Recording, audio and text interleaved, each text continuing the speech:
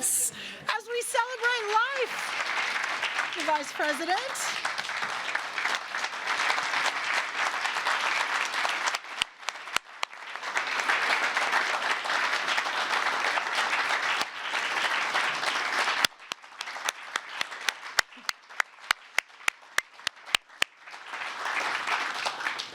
Well, I will say the team was a little worried this morning that with a pandemic and an ice storm that you guys may not show up. But I said, listen, these are the warriors for life. They will be here. So thank you so much. Amen. Well, good afternoon, everyone, and thank you for joining us today. As you can see, we've just got the all-stars. I get to be the lucky one to moderate, but really the Vice President is hosting this event. He is obviously the champion for this issue for basically his entire life, but really, truly, it's been a team effort, and what an honor it is to have so many of you, all of our friends from the pro-life movement. Every single one of you was invited to be here because of your leadership in defending the most vulnerable in our society, and that is the unborn. And because of your strong partnership with us in proclaiming the dignity of human life. Thank you for your dedication. Thank you for your partnership. Thank you for your relentlessness. Thank you for your tireless effort. I know so many of you have spent a lifetime focusing on this issue. And what a blessing these last 4 years have been as we moved that issue forward to protect life. Today, we are here to celebrate. We want to lift up the dignity of life and raise a toast of sorts to what has been accomplished together over the past 4 years. President Trump and Vice President Pence have been champions of the pro-life movement and will go down in history as the most pro-life administration in all of American history.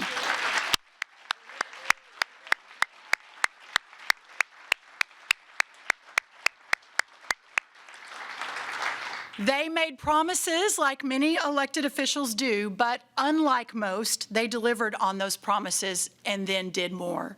On the president's third day in office, he reinstated the Mexico City policy and later expanded it, setting an example for the world that it is possible to maintain a strong commitment to funding women's health programming without compromising pro-life principles.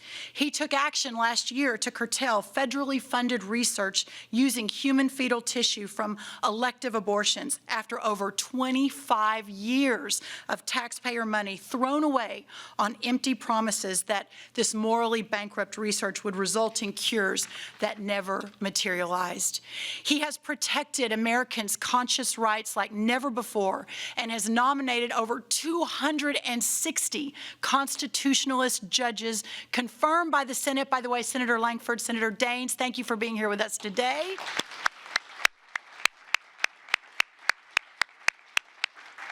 And including 3 Supreme Court judges. Today, we will hear much more about the administration's historic pro-life accomplishments. But again, we could not have done it without you and without your help. Your suggestions, your supports, perhaps most importantly, your prayers and your partnership. We're proud of what we have accomplished together, but this fight is not over, and we will never give up. I look forward to continuing to stand shoulder to shoulder with all of you and stand for life. Our first speaker today and your host for this event obviously needs no introduction, and I know many of you have worked many years alongside this man as he fought for freedom and for life and for all that is good and righteous with the American dream. Our incredible Vice President, Mike Pence. Please help me welcome to the podium.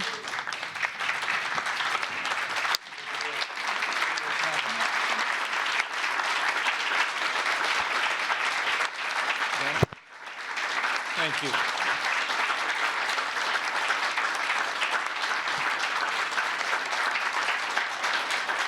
Thank you all.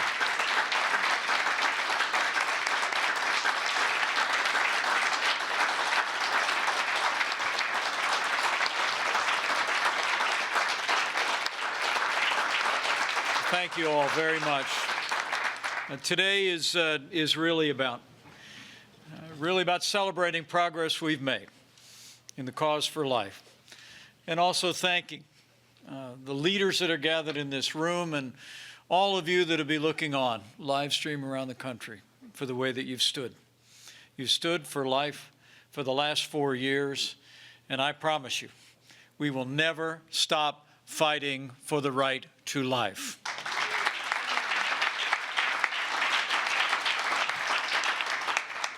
And on behalf of the President of the United States and the First Family, welcome to the White House. It's good to have you here on a blustery day, and good to be here with so many very special people. But as I begin, allow me to bring greetings, as you all have been very kind to me today. Let me bring greetings from a man who, from early on in this administration, and as a candidate, made it clear that he would stand up for the sanctity of human life. And allow me to give you the opportunity to thank the most pro-life president in American history. I bring greetings from President Donald Trump.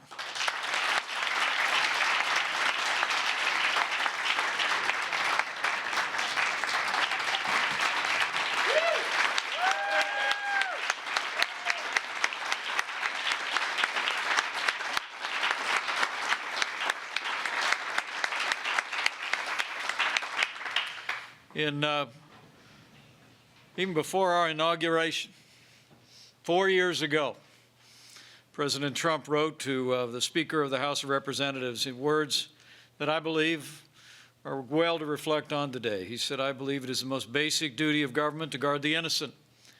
With that in mind, he made it clear.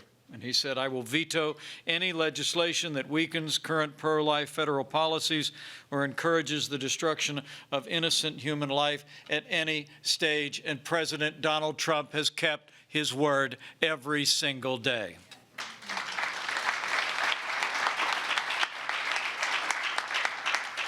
But I wanted to thank all of you on the President's behalf and on my own behalf for all that each one of you have done in the cause of life over the last 4 years.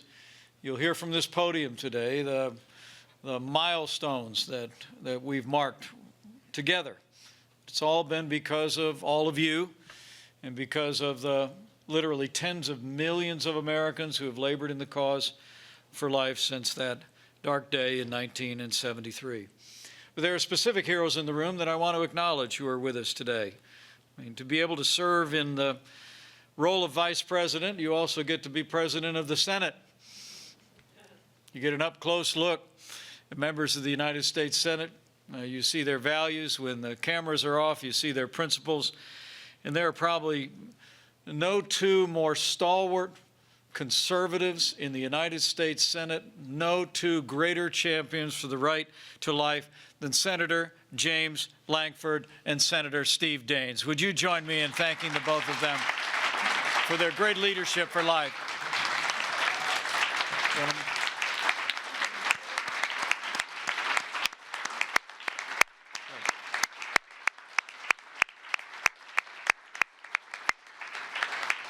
And there's a woman in the room who I got to know when she was a staff director for the Pro-Life Caucus in Congress.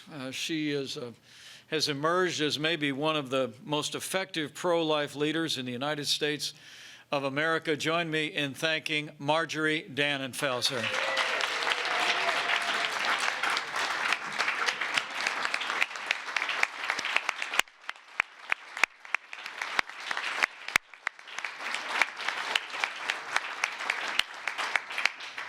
And he did some time in the House of Representatives and in the United States Senate, and now he's emerged as one of the leading voices for life and liberty around the country, and he's never changed. Senator Jim DeMint, thank you so much for your strong stand for this movement all these many years.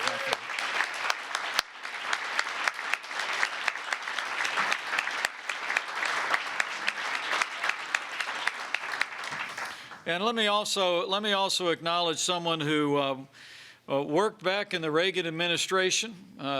Brooke, you'll be glad to know, was a chief domestic policy advisor. He would go on in organizations like the Family Research Council, Focus on the Family, now president of American Values, and a stalwart and eloquent champion for life, Gary Bauer. We thank you for your leadership and your support.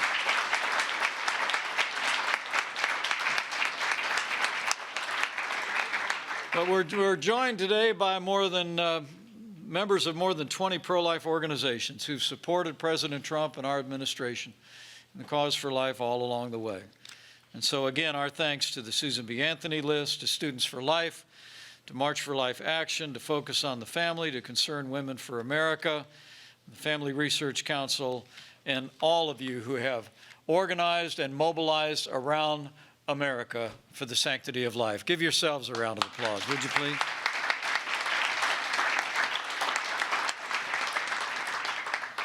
Well, like all of you gathered here today, I've long believed that a society can be judged by how it deals with its most vulnerable, the aged, the infirm, the disabled, and the unborn. President Trump said early in our administration, and I quote, "Every person is worth protecting. Every human life, born and unborn, is made in the holy image of Almighty God." In this administration, it's always been about life. And that's been evident in the last year as our nation has passed through this challenging time of a global pandemic. When the President asked me to lead the White House Coronavirus Task Force, I'll never forget the day. He said, "Mike, I want you to step down. I want you to work with our outstanding health leadership all across this administration and across the country with one mission, and that was to save lives." We launched the greatest national mobilization since World War II. We reinvented testing. Some 200 million tests have been performed across America, some 2 million a day. We saw to the production and the distribution of literally billions of supplies of personal protective equipment, and all along the way, this president and this team were in a relentless drive to save lives. We created medicines in record speed, and as the world learned last week, we have come to the beginning of the end of the coronavirus pandemic, and people are already receiving the first safe and effective coronavirus vaccine all across America.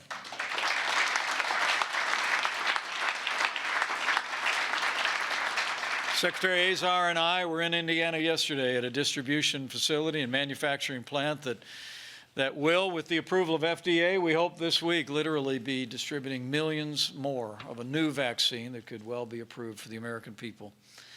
I mention all of that today because it is just emblematic of an administration that has counted the lives of every one of our citizens, precious and important.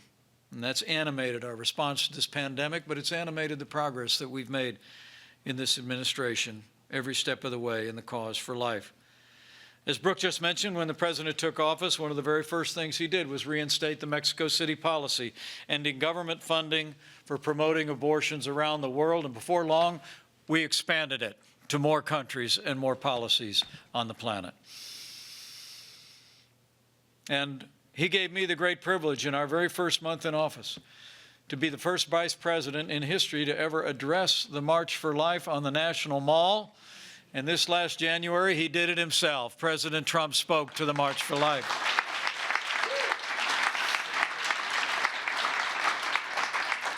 Before we took office, you all know that the largest abortion provider in America was also the largest recipient of federal funding under Title X. The year before we took office, we actually witnessed, along with the American people, the undercover videos that showed horrific conversations about the sale and transfer of parts of aborted babies. It's just unconscionable. But thanks to President Trump's leadership in March of 2017, I had the honor of casting the tie-breaking vote in the United States Senate to allow every state in America to defund Planned Parenthood, and President Trump signed it into law.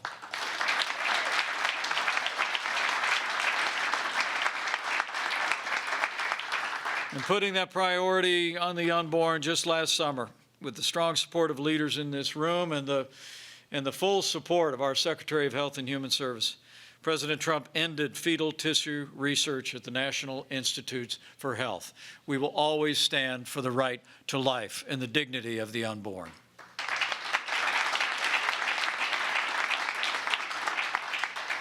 So we've made great progress all along the way, but perhaps it's altogether fitting with these two great senators in the room and one former senator in the room to talk about the really extraordinary progress that we've made in the courts across this land. As a candidate, President Trump promised the American people, he said, quote, "I will protect life And the biggest way you can protect it is through the Supreme Court and putting people in the court. He said and he promised, I will appoint judges that will be pro-life, and that's just what he's done. As Brooke said, with yesterday's confirmation of the judge that will fill the seat of the newest justice on the Supreme Court, President Trump has appointed more than 220 conservatives to our federal courts at every level, including Justice Neil Gorsuch, Justice Brett Kavanaugh, and Justice Amy Coney Barrett.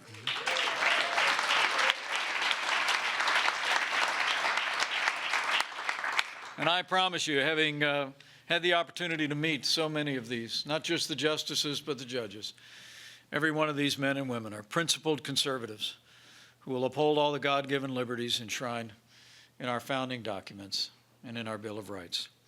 It's truly a legacy that will reach generations, and it's a testament to what each one of you have done.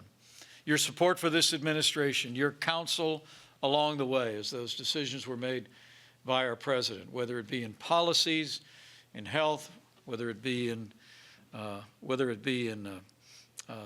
decisions that were made about appointments to the court. I hope you all know, believe with all my heart that everyone in this room, right along with our president, has made a difference for life. So today we really gather to reflect on the great progress we've made for life under President Donald Trump and with all of your collective support, but also to thank all of you and to urge you, as we promise, to never stop fighting for the cause for life. I believe what we have demonstrated over these past 4 years is that when men and women who cherish the sanctity of life come together, let their voices be heard, when we rally behind great leaders at every level who will stand without apology for life, we can make extraordinary progress. And I truly do believe if all of us continue to do all that we can in the months and the years ahead, we will see the sanctity of life restored to the center of American law in our time. I truly believe it. So to all the champions for life, thank you for all you've done. On behalf of the President, on behalf of our entire administration, we're grateful to each and every one of you. And it's been our great honor to serve alongside you, and we'll continue to fight alongside with you.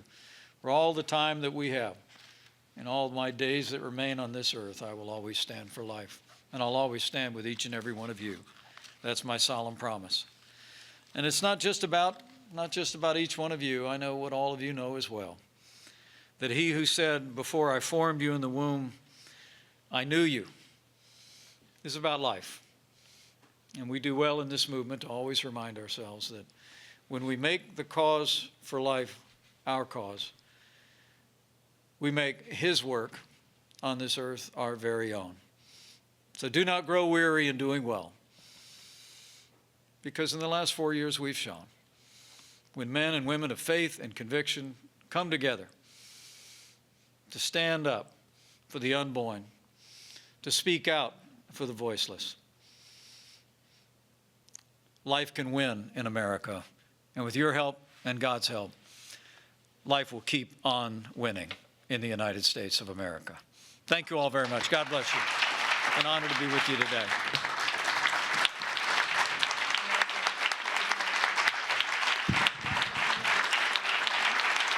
Ladies and gentlemen, we'd like to take this opportunity to remind everyone that masks are encouraged, especially when social distance cannot be maintained in accordance with health and safety guidelines. We thank you for your assistance and for braving the elements to be here with us today and to celebrate life. Vice President Pence, I know I speak for everyone here. I know I speak for those behind me on the stage. I know I speak for the thousands watching on the live stream that your leadership and your conviction and your heart and your love for our Lord and everything that you have lived your life believing in and standing for has truly changed America. And your servant leadership to this country, to the president, to all of us is really inspiring. So thank you again, and please help me thank our amazing Vice President.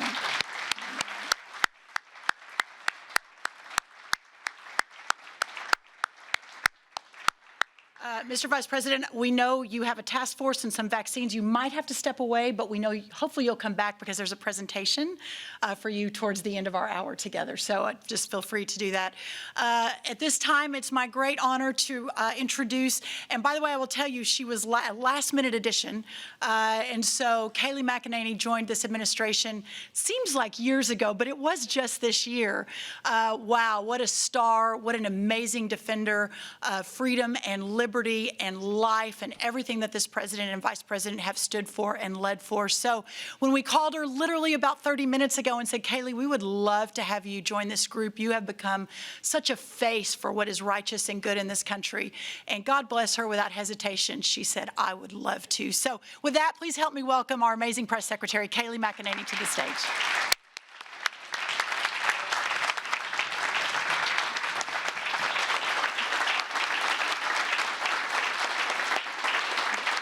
Thank you. Thank you all so much for being here. Thank you for the work you do, because the work that you do enables the work that we do. And to me, when I'm often asked, what is the most important accomplishment of this president, it is hands down what he has done for the judiciary. It is hands down the fact that we have freedom-loving justices and judges across this country for many purposes to protect our liberties, one among them that is central to the element of our founding documents, and that is life. And we can thank President Donald Trump for that. And I can tell you, as a new mom, I have a 1-year-old. She just turned 1 on November 22nd of this year. This issue, which I've been passionate about from a young age, pro-life, has become real to me. And I will never forget the day I found out I was pregnant. I did a C-SPAN interview, and I walked away, and I went home to my apartment. I was working at the Trump campaign at the time, and I found out I was pregnant, and I told my husband over FaceTime, because that's how we've had to do things over the last 4 years. And it was an exciting moment. He was pretty shocked and excited, nevertheless. And I spent my time at the Trump campaign, being pregnant while also traveling the country. And I'll never forget having that first ultrasound, which my husband got to be a part of. We don't always get to go together to things, but he was there for that. And to see that beautiful image of what would soon become baby Blake, as she's become known on social media, a tear rolled down my eye. And I was not expecting that, because that was a real baby just weeks into my pregnancy. And an issue that I had been so passionate about from a young age became materially real in my life. And each ultrasound, as you approached and you got the gender and you learned that this beautiful baby was on her way, to do the 3D ultrasound where you could just see every element. I saw her hand. I'll never forget her hand. Amazing moment in my life. I saw her leg. I saw in 3D. It was just a beautiful experience that we know today that babies are babies at the moment of conception. No excuses. And it is not about a woman's right to choose. It is about a human being's right to live.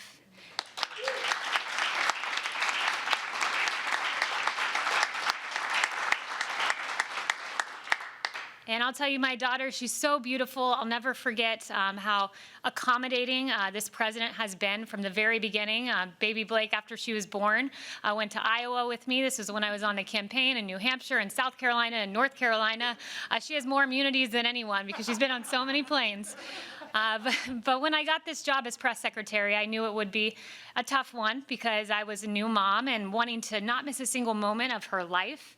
And I'll never forget, after I got the title of press secretary holding Blake, and I started to cry because I was like, I'm going to miss my little baby, and my tears started to fall on her face, and all of a sudden, she let out, I swear it was her first smile.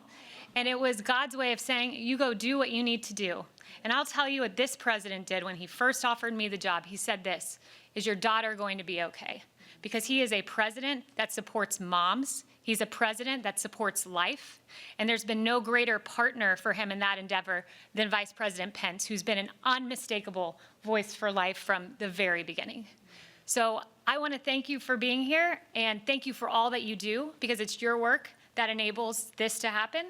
And appreciate it. I mean, just the other day, I went to go find pro-life Bible verses. I Google it. Focus on the Family pops up, has like 23. So you guys make our task very easy. So thank you so much for all that you do. Thank you.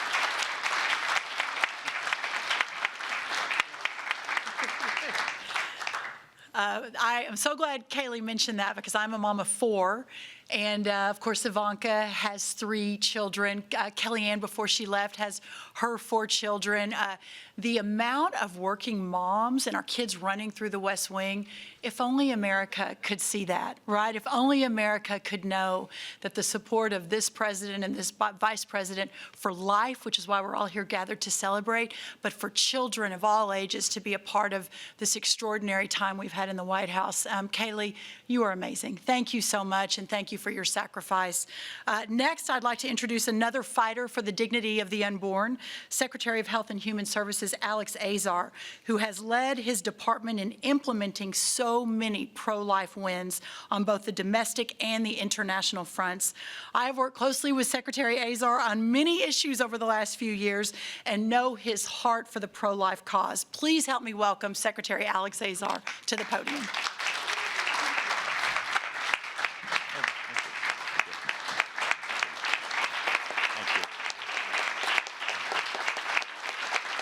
Thank you very much. Thank you. Brooke, that's very kind, and thank you all. It's overwhelming to get that greeting from you all. And thank you, Mr. Vice President, for bringing us together for this important event today. It's great to be with so many people who are so committed to protecting the fundamental rights that have made our country great. It's great to just look out in this audience and see so many friends, so many supporters who've been with us throughout this journey over the last several years and fought with us to protect the dignity of human life at every step of the way. I especially want to thank the Vice President for his unwavering commitment to the causes of life and religious liberty, which has helped advance them in unprecedented ways in this administration. It would take a rather lengthy speech to highlight everything that HHS has accomplished in this realm over the past few years, so I just want to highlight a few areas that I'm particularly proud of. Under President Trump, HHS has led the way on promoting a culture of life. As you heard earlier, we finalized a new Title X regulation to ensure that taxpayer dollars aren't supporting abortion as a method of family planning, requiring Title X services to be delivered at a separate location from abortions. We rescinded a guidance that had prohibited state Medicaid programs from taking steps to ensure federal funds were not going to support abortion providers. And we approved a waiver for Texas to ensure that abortion providers weren't receiving Medicaid funds. These efforts require a partnership between the federal government and state and local leaders, so I want to thank especially all of the state and local pro-life leaders that we have here today and who are watching this today. This administration values your efforts and recognizes that we couldn't be where we are today without you. We've also been protecting conscience rights more aggressively than any previous administration in history. The HHS Office for Civil Rights, led by Roger Severino, established its first ever Conscience and Religious Freedom Division, tasked with making sure our nation's conscience and religious freedom laws are never again treated like second-class rights. Today, we're pleased to be announcing 2 actions out of that office that demonstrate our commitment to the enforcement of these laws, to ensuring they are not merely words on paper as they have been for decades. First, we are taking enforcement action against the state of California for imposing universal abortion coverage mandates on health insurance in the state. We have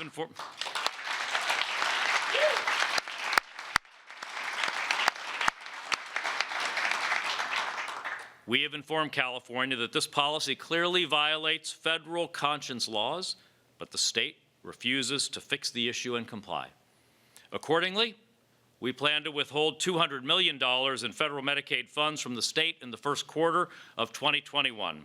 And unless California amends its policies, we will seek to withhold an additional $200 million every quarter until it complies.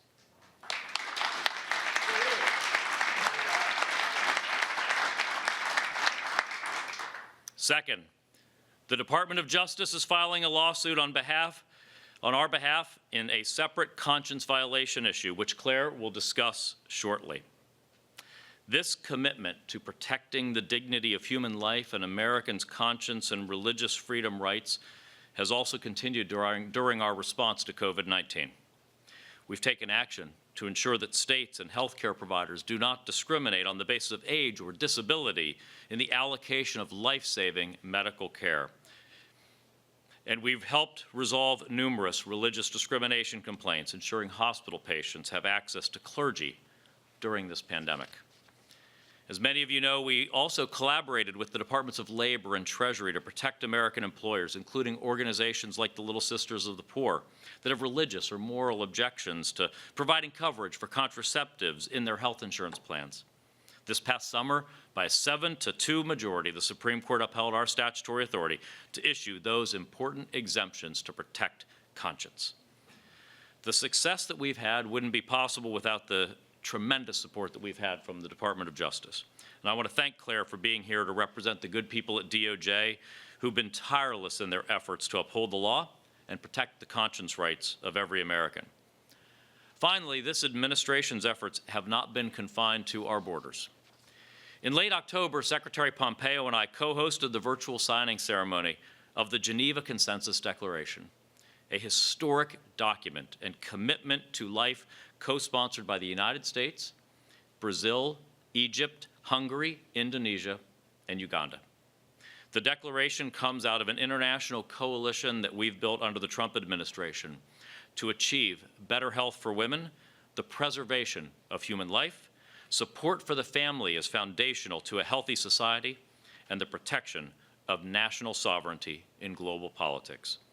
As of today, the declaration has been signed by 35 countries representing more than 1.6 billion people, nearly 20% of the United Nations member states.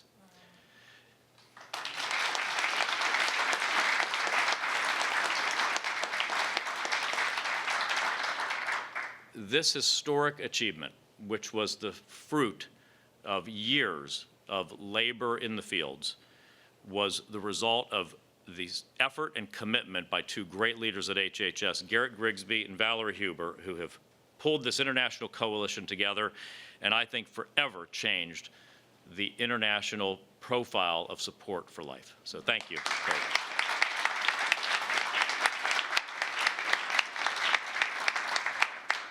This coalition is unfortunately necessary because of efforts by other wealthy countries to bully smaller countries on these issues, and we've been proud to help them fight back under President Trump. This declaration will live on as a commitment to these countries to those important goals. It is, without contest, the most significant international commitment made in the history of the pro-life movement, and the participating countries remain bound to working together to protect life and family.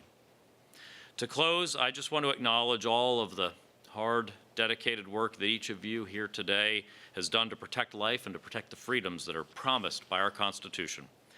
One of the proudest parts of my time at HHS has been supporting our efforts to protect life at every stage, from the moment of conception through natural death, to help ensure that our department is, in every sense of the word, the Department of Life. I'm proud to have played a role, and you can be too. I'm proud to have been the first Secretary of HHS to have actually marched in the March for Life as part of Orthodox Christians for Life on the Mall.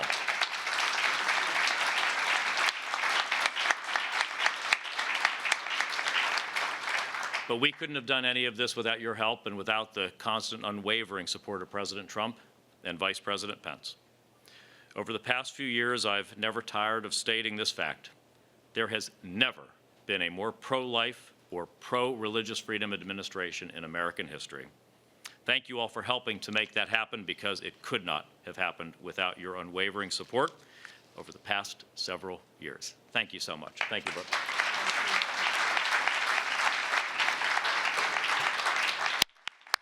Thank you, Secretary Azar. What a gift to continue working with you. And I'm reminded when you were talking, one of my favorite scriptures, I know most of you probably know it, is the one that says, "Let us run with endurance the race that is set before us."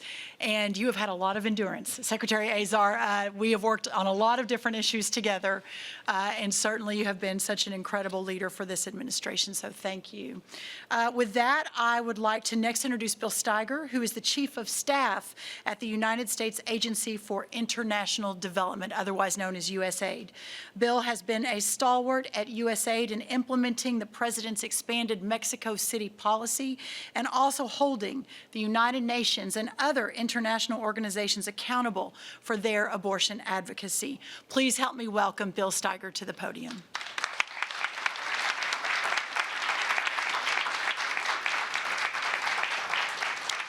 Thank you. Thank you so much. Thank you. Thank you. Mr. Vice President, what an honor it is to share the stage with you.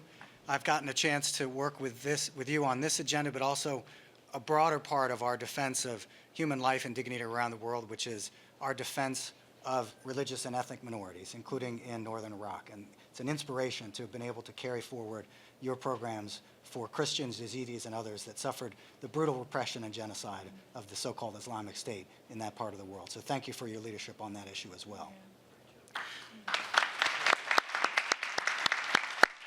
And Secretary Azar, always a pleasure to see you again. I worked for this man for a number of years previously, more than a decade ago at HHS, and we started on these issues.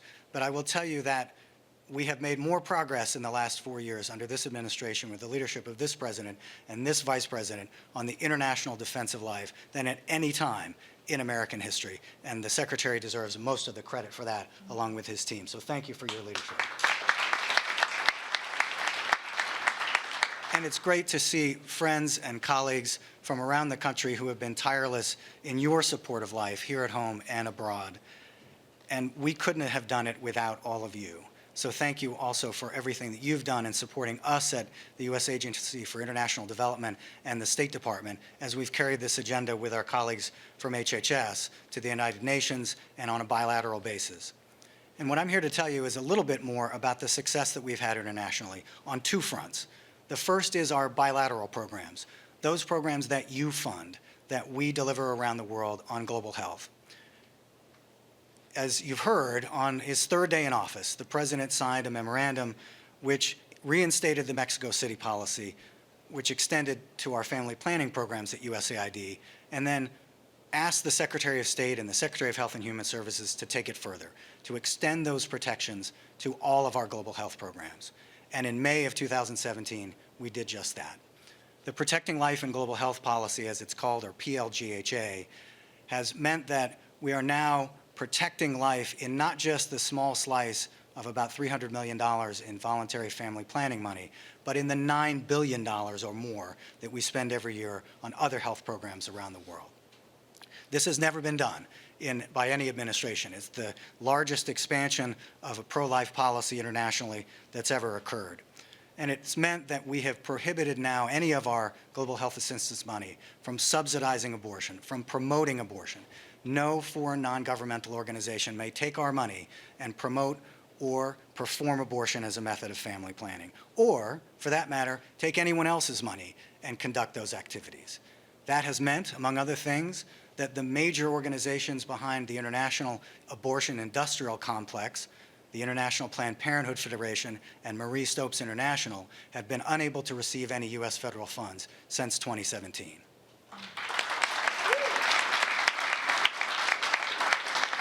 It's interesting to note that just a couple of weeks ago, you might have seen Marie Stopes International decided that it had to change its name because it finally has to reconcile the racist and eugenist background of its founder and is trying to hide its agenda now under just its initials.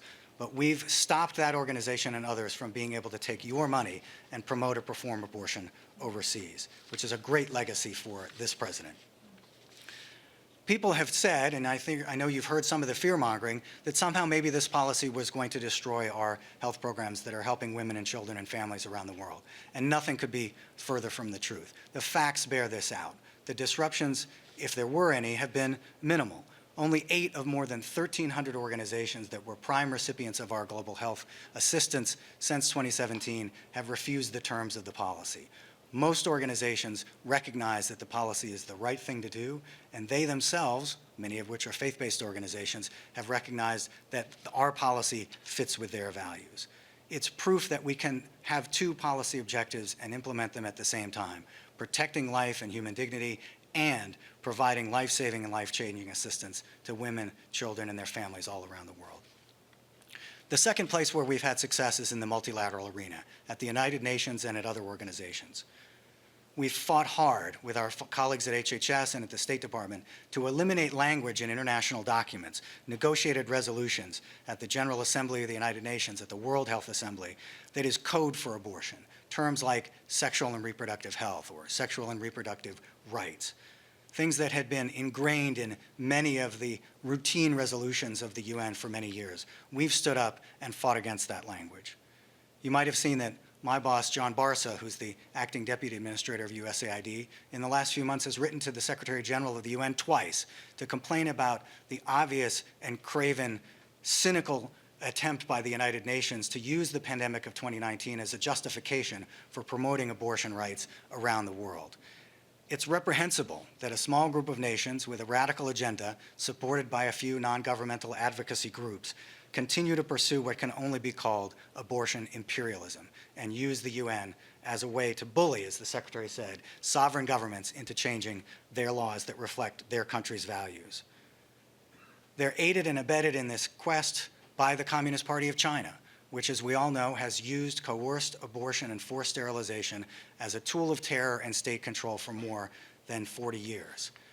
We've said no.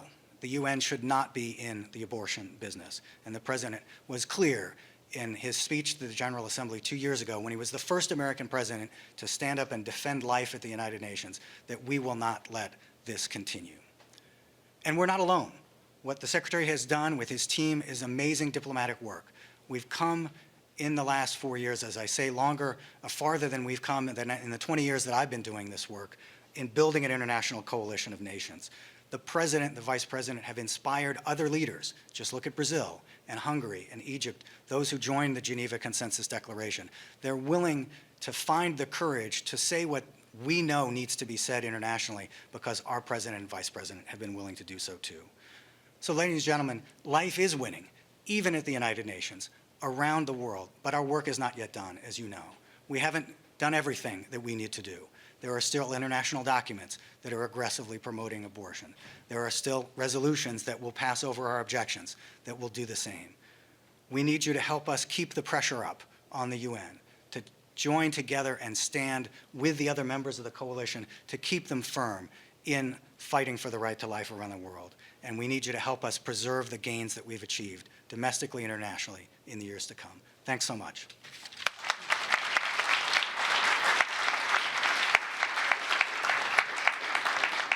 Thank you, Bill. Thank you for your great leadership. Next, I'd like to introduce Principal Deputy Associate Attorney General at the Department of Justice, Claire Murray. The office Claire leads has responsibility at the Department of Justice for civil litigation and regulatory matters, and she will tell us about some of those matters of particular interest to this community. Claire, who will soon deliver her 5th child, if you will join me at the podium and let us all give you a big round of applause for many reasons. Thank you.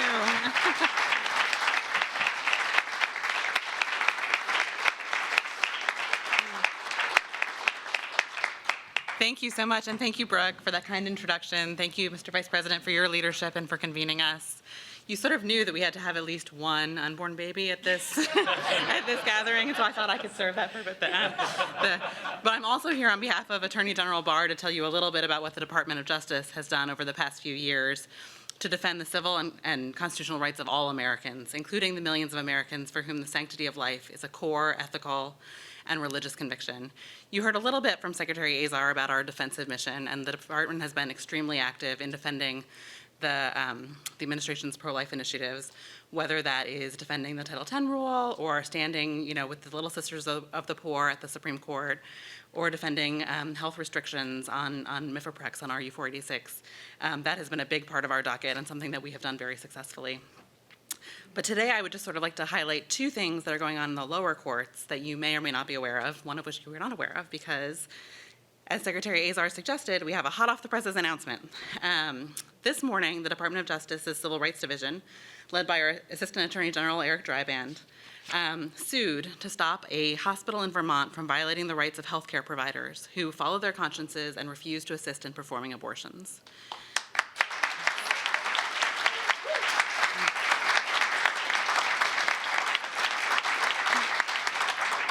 So this suit is based on an investigation conducted by Roger Severino and the HHS Office of Civil Rights. HHS, as you know, under the leadership of Secretary Azar, has been a staunch defender of the vulnerable and the marginalized. And in this case, their investigation uncovered that the University of Vermont Medical Center had forced a Catholic nurse to participate in an elective abortion, even though the doctor performing the abortion knew that the nurse had placed her name on the hospital's list of conscientious objectors, and even though other nurses without conscientious objections were available to assist instead. What's more, our suit alleges that the hospital actually misled the nurse into believing that she was scheduled to assist in another, unobjectionable procedure. It was only when she arrived in the operating room that the physician performing the abortion turned to her and said, "Please don't hate me for this." Finally, our suit alleges that the hospital has adopted discriminatory policies that authorize it to schedule conscientious objectors to assist with abortions, even after they have submitted written objections, and that it repeatedly scheduled nurses whose names were on the objector list for abortion procedures.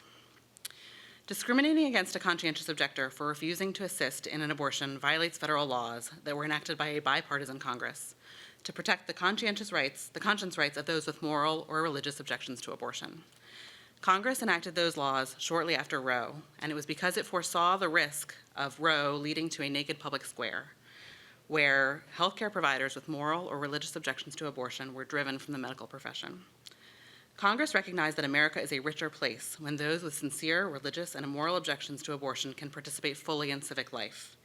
And it sought to protect the ability of pro-life doctors, nurses, and other healthcare workers to pursue their callings and to bring their talents to bear in serving their communities. Our suit seeks to advance that same purpose by seeking a court order to require the hospital to honor its obligations under the law.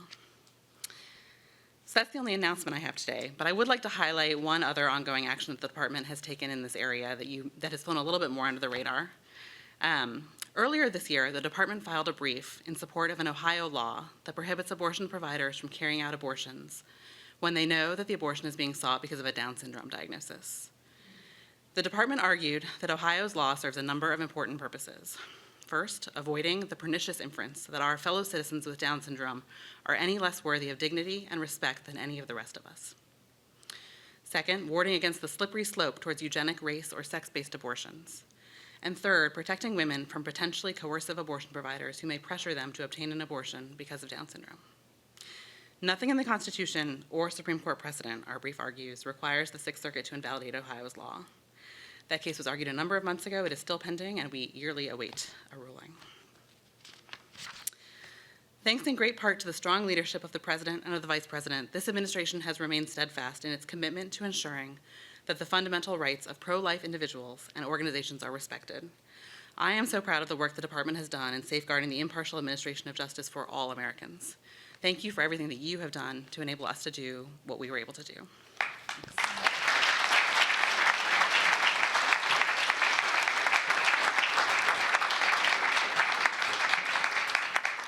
Thank you, Claire. That was amazing. And thank you for all your incredible work and the team, too. Before I move to the next part of the program, I do want to say that, take a point of personal privilege, leading the Domestic Policy Council has been one of the great honors of my life, but truly standing on the shoulders of our team who've done such extraordinary work. And Jenny Lichter, who many of you know, is really the force behind the Domestic Policy Council. Jenny, thank you.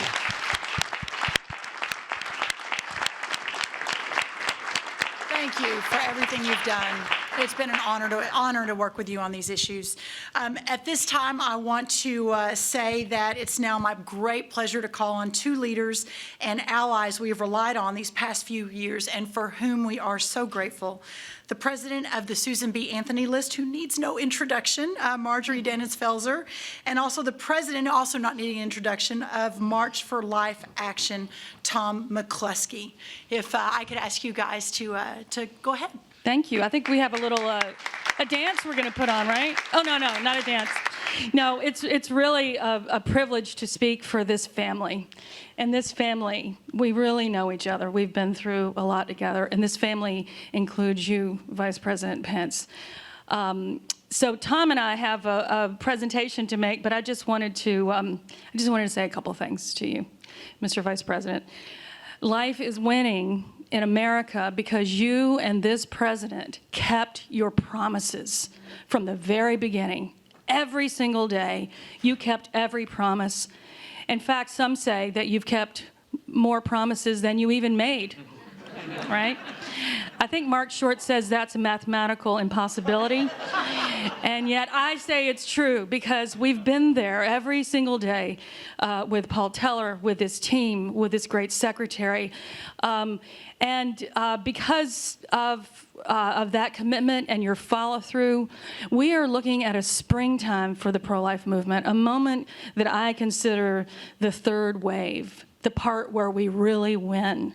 And so the launch pad, of course, is what you have managed to do with this federal judiciary. But 4 years ago, just leading up to the March for Life and right around the time of the inauguration, days after, you invited some of us in right before the march.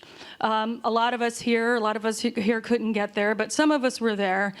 And that's about the time in other administrations that we would get together and start to sort of handicap, okay, these are the promises made. What percentage do you think we can actually get done? And that's a real conversation that is had more than once. Now, I'm not that old, but at least a couple of times. Now, we, because of who you are and this president is, we didn't really necessarily have that conversation, but I'll be perfectly honest, we did. Okay, what can possibly get done? Well, again, more than we even realized, because with God's grace and the timing of the Supreme Court, this last nomination, and the third Supreme Court justice, the conversations that we're having in this room right now are qualitatively different than any others that we've ever had in the pro-life movement since the very beginning. We are talking about a court that will possibly allow states to pass laws that reflect the will of the people of the states in which they live. And that means actual little boys and girls intended for this world's lives will be saved very soon, and that is because of your promises and what you've done. And we just thank you. It is really poignant to come full circle now after all those 4 years where we didn't have to handicap. We didn't even really know how beautiful it would be. And to thank you from the bottom of our hearts, from this family to you and this beautiful administration for the beginning that you have established. And we'll look forward to marching on further with you. And with that, I will hand this over to the inimitable and estimable Tom McCluskey at the March for Life.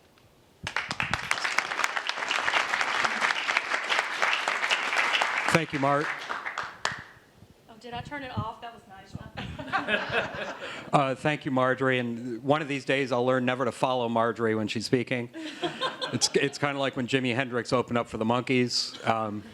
Nobody wants to listen to the monkey, no matter how many there are, after hearing Jimi Hendrix. Being in the pro-life movement, it wouldn't be appropriate if I didn't have a complaint to make. In the list of accomplishments that you handed out, and we do have it in this letter for you, is you left off the biggest one. Policy means nothing if you don't have the personnel behind it.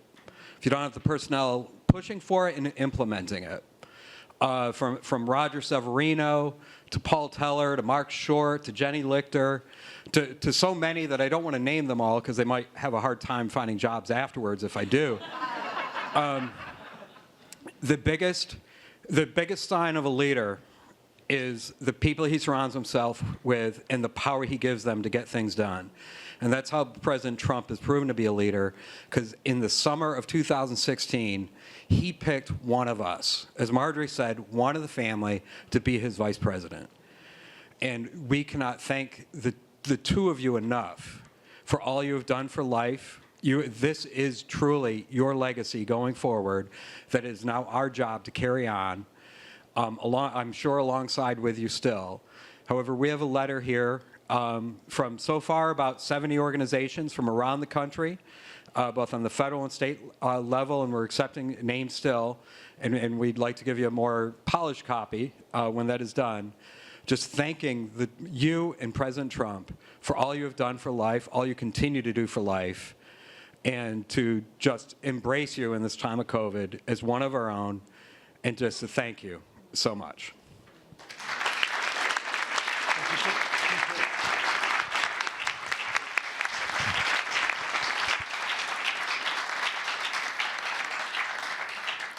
Well, what a gift that is. As we come to close out today, I'll pass it back to the Vice President for his closing thoughts, but I'm reminded of the beginning of this great country when a businessman, a teacher, and a couple of students, also known as George Washington, Thomas Jefferson, James Madison, and John Adams, got together and decided to declare what most thought was impossible.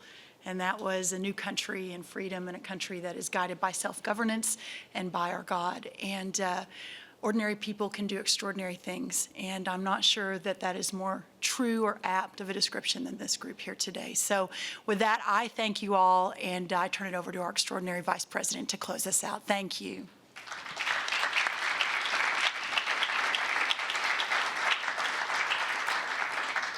What a special afternoon. Let me say thank you to Marjorie and to Tom. Thank you for this generous letter. I'll be walking it over to the Oval Office right after we finish up. I also want to express appreciation for all the incredible speakers that you've heard from here. Tom, I'm probably most moved by your last comment that this is really about a president who built a team of men and women who were committed to see his agenda through. And at the heart of that agenda was the cause of life. And you heard from some of our great leaders here. And join me in thanking the Secretary and Bill and this extraordinary prosecutor who's with us here today. Thank you.